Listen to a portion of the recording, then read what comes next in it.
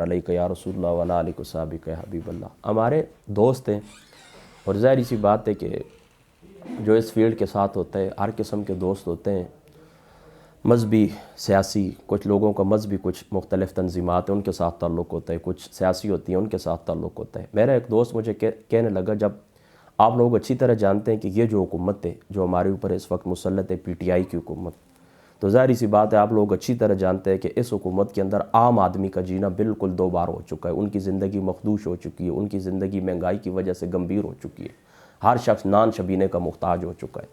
لیکن پھر بھی کچھ لوگ کہتے ہیں کہ کیا اس حکومت کو مزید وقت دینا چاہیے، یعنی ان کا نظریہ یہ، وہ کہتے ہیں کہ اس حکومت کو مزید وقت دینا چاہیے۔ اس کی وجہ یہ کہ دیکھیں پاکستان کو بنے ہوئے 73 برس ہو چکے ہیں، تو اب 73 برس کے اندر جو نظام ہمارے اوپر مسلط تھا، کرپشن ہوتی رہی، بہت کچھ لوٹا گیا ہے، تو وہ اب 3 برسوں کے اندر ہم کلیئر نہیں کر سکتے، لہٰذا اس حکومت کو مزید وقت دینا چاہیے۔ ہم کہتے ہیں کہ اس حکومت کو مزید 1 سیکنڈ بھی نہیں دینا چاہیے، یعنی میں اس حق کے اندر نہیں ہوں کہ ہم لوگ کہیں کہ انتظار کر لیں حالات اچھے آ جائیں گے، بالکل کبھی بھی حالات اچھے نہیں آئیں گے۔ اس کی دلیل کیا ہے اب میں آپ کو بتاتا ہوں، میری بات آپ نے توجہ سے سننی ہے۔ ابھی تقریباً 40-50 برس قبل اس طرح ہوتا تھا نا، یہ جو ذمہ دار لوگ ہیں نا، یہ کھیتوں کو پانی دینے کے لیے پتہ ہے کیا انتظام کیا کرتے تھے، یعنی اس وقت بجلی وغیرہ اتنی زیادہ عام نہیں ہوئی تھی، تو اس وقت یہ کھیتوں کو پانی دینے کے لیے اس طرح یہ ریٹ کا ایک نظام تھا، یعنی وہ جانور تھا وہ کنویں کے ارد گرد اس طرح چکر لگاتا تھا، کنویں کے ساتھ اس کو باندھ دیتے تھے، وہ چکر لگاتا رہتا تھا اور اسی طرح سے پھر وہ نالیوں سے پانی نکل کر کہاں جاتا تھا، کھیتوں کو جاتا تھا، اس طرح کھیت سیراب ہوتے تھے۔ تو یہ ایک طریقہ تھا۔ تو جو سمجھدار لوگ ہوتے تھے نا، تو وہ جس وقت وہ جو جانور 3-4 چکر کاٹتے نا، تو وہ مطمئن ہو جاتے، ان کو سمجھ آ جاتی ہے کہ اس نے آگے چلنا ہے یا نہیں چلنا ہے، یعنی ابتدا کے اندر ہی وہ سمجھ جاتے تھے یہ ہمارے ساتھ آگے چل سکے گا۔ آج دن کے وقت مثال کے طور پر میں نے 2 ایکڑ میری زمین ہے، اس کو میں نے پانی دینا ہے، 4 ایکڑ زمین ہے پانی دینا ہے، تو کیا یہ میرا کام کرے گا یا نہیں کرے گا؟ اگر وہ کمزور ہوتا تو پھر اس کو کھول دیتے، کہتے نہیں یہ کام کریں، پھر اس کی جگہ دوسرا آ جاتا، تو وہ 3-4 چکر کاٹتے، وہ سمجھ جاتے تھے کہ اس کی قابلیت کیا ہے، اس کی ایبیلٹی کیا ہے، اس کی کیپیسٹی کیا ہے، سمجھ جاتے تھے۔ بالکل اسی طرح دیکھیں حکومت کو تقریباً 3.5 برس ہو چکے ہیں، ہم دیکھ چکے ہیں حالات کیا ہیں، حالات کس نیچ کے اوپر جا رہے ہیں۔ تو اس وجہ سے ہم یہ امید نہیں رکھ سکتے کہ حکومت اگر اس کو مزید وقت دیا جائے تو یہ آگے جا کر کچھ اچھے کام کریں گے یا ہماری تقدیر تبدیل ہو جائے گی، اس طرح بالکل بھی نہیں ہوگا۔ اس کی دلیل کیا ہے؟ اس کی دلیل سب سے بڑی میں آپ کو یہ بتاتا ہوں کہ اس حکومت کے اہداف ہی متعین نہیں ہے، اس حکومت کا کوئی ہدف ہی نہیں ہے، اس حکومت کی کوئی منزل ہی نہیں ہے۔ دیکھیں نا، میں اب ہر وقت بیٹھا رہتا ہوں، اکثر مطلب یہ میرا پڑھنے لکھنے کا کام ہوتا ہے، میں بیٹھا رہتا ہوں، تو وہ جو ڈاکٹر جو جن کے پاس میں جاتا ہوں چیک اپ کروانے کے لیے، وہ مجھے کہتے ہوتے ہیں کہ آپ صبح اٹھ کر 1.5 میل 2 کلومیٹر 4 کلومیٹر آپ چلا کریں۔ تو اب دیکھیں نا، وہ مجھے کہتے ہیں 2-4 کلومیٹر آپ چلیں، تو وہ کس لیے کہتے ہیں؟ میری صحت کے لیے کہتے ہیں۔ تو میرا مقصد کیا ہے؟ صحت بنانا، اپنی فٹنس کو برقرار رکھنا۔ اس لیے دیکھیں میں مشرق کی طرف سفر کروں، مغرب کی طرف 2 کلومیٹر چلا جاؤں، شمال کی طرف 2 کلومیٹر چلا جاؤں، اوپر چھت کے اوپر میں چکر کاٹتا رہوں، مسجد کی طرف چلا جاؤں، گھر کے اندر چلتا پھرتا رہوں، مقصد میرا فٹنس اپنی برقرار رکھنا، اپنی صحت حاصل کرنا۔ لہٰذا میری منزل کوئی بھی نہیں ہے، ادھر جاؤں ادھر جاؤں ادھر جاؤں ادھر جاؤں۔ لیکن یاد رکھیں جن لوگوں کی منزل متعین ہوتی ہے پھر وہ اسی سمت چلتے رہتے ہیں۔ تو سب سے پہلے کامیاب زندگی کا یہ اصول ہے کہ آپ اپنی زندگی کے اندر گول مقرر کریں، اپنا ہدف مقرر کریں کہ یہ میری منزل ہے، میں نے ایف اے کرنا ہے، میں نے ایم اے کرنا ہے، میں نے ایم ایس سی کرنا ہے، میں نے ایف ایس سی کرنا ہے، میں نے پی ایچ ڈی کرنا ہے، یہ آپ کی منزل ہے۔ پھر آپ کو پتہ چل جائے گا کہ کتنے برس میں نے امتحان دینے ہیں، کتنی میں نے تیاری کرنی ہے، میرا کورس کیا ہے، میری کتابیں کیا ہے، میرا کالج کیا، یہ ساری باتیں پھر آپ کس طرح کرتے ہیں کہ آپ ایک ترتیب کے ساتھ چلتے رہتے ہیں، تو ایک دن کرتا ہے اللہ تعالیٰ کی ذات اقدس کہ آپ منزل کے اوپر چلے جاتے ہیں۔ میری بات آپ سمجھ گئے؟ تو پہلے آپ نے منزل متعین کرنی ہے، پھر اس منزل کی طرف آپ چل پڑیں تو سمجھ آ جاتی ہے، انسان دیکھ کے اندازہ کر لیتا ہے کہ 4 برس کے اندر 5 برس کے اندر میں اس کو چلو اور بھی آپ کو شارٹ مثال دے دیتا ہوں۔ دیکھیں یہاں سے پنڈی راول پنڈی ہمارے گھر سے، یعنی یہ اٹک ہے نا، اس اٹک سے راول پنڈی یہ 80 کلومیٹر۔ اب ایک شخص اٹھ کر دعویٰ کرتے کہتے جی 80 کلومیٹر فاصلہ ہے تو میں اس کو 8 دنوں کے اندر پیدل طے کروں گا، یعنی پنڈی میری منزل ہے، راول پنڈی اسلام آباد تک میں جاؤں گا، 8 دنوں کے اندر میں پہنچ جاؤں گا۔ تو اب 8 کلومیٹر ظاہری سی بات ہے کہ 80 کلومیٹر سفر ہے، 8 دنوں کے اندر اس نے پہنچنا ہے، تو روزانہ وہ 10 کلومیٹر چلے تو اپنی منزل تک پہنچ جائے گا۔ آپ دیکھتے ہیں 10 کلومیٹر وہ آج کے دن چلائے، 10 کلومیٹر کل کے دن چلائے، پرسوں 10 کلومیٹر چلائے، تو پھر آپ امید لگا لیں کہ یہ 3 دن چلائے 10 کلومیٹر، لہٰذا 5 دنوں تک یہ راول پنڈی پہنچ جائے گا۔ تو آپ کو امید ہے کہ یہ اپنی منزل جو کچھ اس نے ٹارگٹ دیا اس کو حاصل کر لے گا۔ لیکن اگر بالفرض وہ تقدیر وہ روزانہ 10 کلومیٹر نہیں چلتا بلکہ 5 کلومیٹر چلتا ہے، 4 کلومیٹر چلتا ہے، 8 کلومیٹر چلتا ہے، تو تب بھی آپ مایوس نہیں ہوتے، آپ پھر بھی کہتے ہیں چلو یار یہ 8 دنوں کے اندر تو نہیں، اس نے 8 دنوں کا کہا تھا، یہ 8 دنوں کے اندر تو نہیں پہنچ سکتا، لیکن چلو 8 دنوں کے اندر نہیں صحیح، 10 دنوں کے اندر صحیح، 15 دنوں کے اندر صحیح، 18 دنوں کے اندر صحیح، 1 مہینے تک صحیح، لیکن کم از کم انشاءاللہ تعالیٰ جس انداز سے یہ چل رہا ہے اس کی اب سمت ٹھیک ہے، صحیح راستے کے اوپر جا رہا ہے، تھوڑا جا رہا ہے یا زیادہ ہے، پہنچ جائے گا انشاءاللہ تعالیٰ اپنی منزل کے اوپر۔ میری بات آپ سمجھ گئے نا؟ بالکل اسی طرح آپ یہ بات یاد رکھیں نا، یہ جو منزل آپ متعین کر لیتے ہیں نا، پھر اس کے اوپر آپ چیتے کی رفتار سے چلیں یا آپ کچھوے کی رفتار سے چلیں، آپ پہنچ جائیں گے اپنی منزل کے اوپر۔ تو بات اس طرح ہے، ہمارا آج تک 73 برس ہو چکے ہمارے اوپر جو نظام مسلط ہے، اس نظام کو ابھی تک ہم نے دریا برد کیے ہی نہیں ہے۔ ہماری منزل کیا ہے؟ اپنا نظام درست کرنا، اپنا قبلہ درست کرنا۔ جب آپ نے اپنی منزل کا تعین کیے ہی نہیں ہے تو اس کرپٹ نظام کے تحت آپ جو مرضی کریں، جو مرضی اصلاحات لیں، جو مرضی آپ دعوے کریں، آپ کچھ بھی نہیں کر سکتے۔ تو یہ حکومت ہو یا پچھلی حکومت ہو، انہوں نے اپنا گول ہی مقرر نہیں کیا، اپنی منزل ہی مقرر نہیں کی، لہٰذا ان کا چلنا اسی طرح تھا جس طرح میں نے آپ کو بتایا نا، صحت کے لیے، اپنی صحت بنانے کے لیے، تو اپنی صحت بنانے کے لیے ادھر جائیں یا ادھر جائیں کوئی فرق نہیں پڑتا۔ تو انہوں نے اپنا روزگار مضبوط کیا ہے، انہوں نے اپنے پنجے گاڑے ہیں سیاست کے اندر، انہوں نے سیاست کو کاروبار بنایا، اپنے معیشت انہوں نے مضبوط کی ہے، سوئس بینکوں کے اندر اپنے ان کے اکاؤنٹ ہیں۔ تو اپنا آپ بنانے کے لیے، اپنا مال بنانے کے لیے کبھی دائیں گئے کبھی بائیں گئے، عوام سے ان کو نہ کل کوئی غرض تھی نہ آج کوئی غرض ہے۔ نہ حکمران یہ جو اپوزیشن کے اندر بیٹھے ہوئے ہیں اور جو پارلیمنٹ ہاؤس کے اندر ہے، جو حکومت کے اندر ہیں، جو کیپٹل، کبھی بھی یاد رکھیں ان کو آپ سے کوئی غرض نہیں ہے۔ ان کی منزل کیا ہے؟ اپنی منزل اپنا آپ ہے، اپنے آپ کو مضبوط کرنا ان کی منزل ہے۔ تم سے یہ ہمیشہ دھوکے کرتے رہیں اور دھوکے ہمیشہ کرتے رہیں گے، یہ میری بات آپ یاد رکھ لیں۔ تو اگر حکومت کی منزل یاد رکھے مقرر ہوتی، جس طرح اس نے دعوے کیے تھے، وعدے کیے تھے میں یہ کروں گا، اگر وہ نظام سارا ہو جاتا تو ہم کہتے دیکھیں نا، کہتے تھے 1 کروڑ نوکریاں دیں گے، 50 لاکھ آدمیوں کو نوکری مل جاتی اس عرصے کے اندر، تو کہیں چلو یار اگلی باری بھی ان کی ہے۔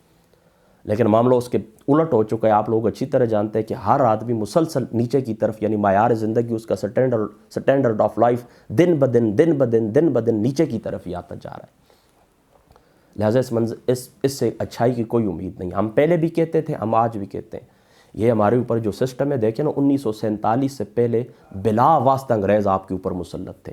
اور 1947 کے بعد انگریز بالواسطہ آپ کے اوپر مسلط ہے۔ اب بھی نظام ان کا ہے، اب بھی آرڈر ان کا چلتا ہے، اب بھی وہ جس طرح کہتے ہیں اس طرح ان کو کرنا پڑتا ہے۔ یہاں سے کوئی دیکھیں نا، ایماندار آدمی ہر پارٹی کے اندر موجود ہوتے ہیں، ہر مکتب فکر کے اندر موجود ہوتے ہیں ایماندار آدمی۔ میری بات آپ سمجھ گئے؟ ایماندار آدمی ہر مکتب فکر کے اندر، ہر پارٹی کے اندر موجود ہوتے ہیں، لیکن اس نظام کے تحت جس وقت وہ جاتے ہیں تو اسی طرح وہ ہو جاتے ہیں۔ دیکھیں نا، نمک کی ایک بہت بڑی کان ہے، اس کے اندر آپ ہیرے داخل کر دیں، آج نہیں کل، کل نہیں پرسوں، پرسوں نہیں، کیا ہوگا؟ وہ نمک کے ساتھ نمک ہی ہو جائیں گے۔ تو یہاں سے ایماندار آدمی بھی جاتے ہیں، لیکن یہ آگے سسٹم یہ ایک ایسی کان ہے کہ جس چیز کی یہ کان ہے منافقت کی، اسی طرح ان کو بھی منافقت کرنا پڑتی ہے۔ جو وعدے منشور انہوں نے بیان کیا ہوتا ہے الیکشن کے اندر، الیکشن کے بعد اس کے اوپر وہ کاک عمل نہیں کر سکتے۔ میری بات آپ سمجھ گئے نا؟ تو ہماری منزل کیا ہے؟ یہ جو الیکشن کمیشن ہے اس کو تبدیل کرنا، اس کے بعد جو جوڈیشنری ہے اس کے اندر ریفارم لانا، یعنی پہلے الیکٹرل ریفارم ہو، الیکشن کمیشن کا نظام ٹھیک ہو، الیکشن کمیشن کا پورا ادارہ نئے سرے سے وجود میں آئے، اس کے بعد جوڈیشنری ہے، اور اس کے بعد 3-4 اور ادارے ہیں، ان کو جب ٹھیک کر دیں تو اس کے بعد آپ نکما انپڑھ آدمی بھی اوپر بٹھا لینا، انشاءاللہ تعالی ملک چلتا رہے گا۔ میری بات آپ سمجھ گئے؟ دیکھیں 2 چیزیں ہوتی ہیں، ایک ہوتی ہے حکمت، ایک ہوتا ہے خلوص۔ خلوص اور حکمت دونوں ساتھ ہوں تب کام چلتا ہے۔ اب دیکھیں نا، خلوص والے لوگ تو موجود ہیں، خلوص والے لوگ موجود ہیں، لیکن ان کے پاس حکمت نہیں ہے، اور کوئی لوگ اس طرح ان کے پاس اگر حکمت موجود ہے ان کی نیت خراب ہے، کچھ لوگ اس طرح ان کی نیت بھی خراب نہیں ہے لیکن وہ اس نظام کے ہاتھوں مجبور ہیں، کچھ بھی نہیں کر سکتے۔ تو آپ مجھے یہ نہیں کہیں کہ عمران خان صاحب مخلص آدمی ہے، نواز شریف صاحب مخلص ہے، الطاف حسین صاحب مخلص ہے، سارے ہوں گے، مجھے کسی سے کوئی پرواہ نہیں، لیکن خلوص کے ساتھ حکمت ضروری ہے، اور کچھ حکمت کے ساتھ خلوص ضروری ہے، یہ دونوں ساتھ ہوں گے تب آپ منزل تک پہنچیں گے۔ اب دیکھیں نا، جو درمیانی لوگ ہوتے ہیں نا، دیکھیں نا ہر پارٹی کے اندر، میری بات یاد رکھ لیں، ہر مکتب فکر جو مذہبی جماعت ہے، سیاسی جماعت ہے، ایک گھر ہے، ایک چھوٹی سی تنظیم ہے، اس کے اندر 3 قسم کے لوگ ہوتے ہیں، ایک ہوتے ہیں انتہائی سخت، ایک ہوتے ہیں انتہائی نرم۔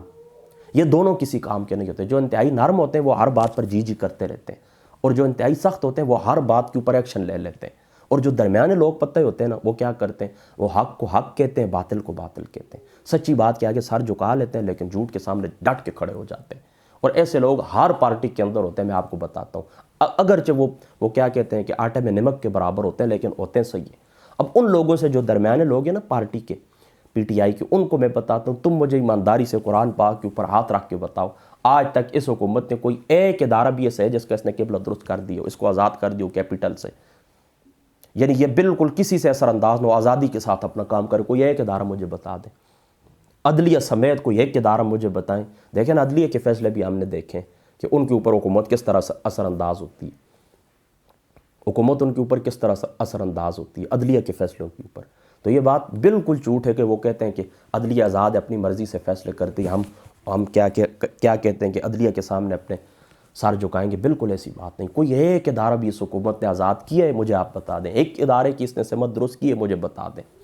دیکھیں نا، کام تو اداروں نے کرنا ہوتا ہے، افراد نے نہیں۔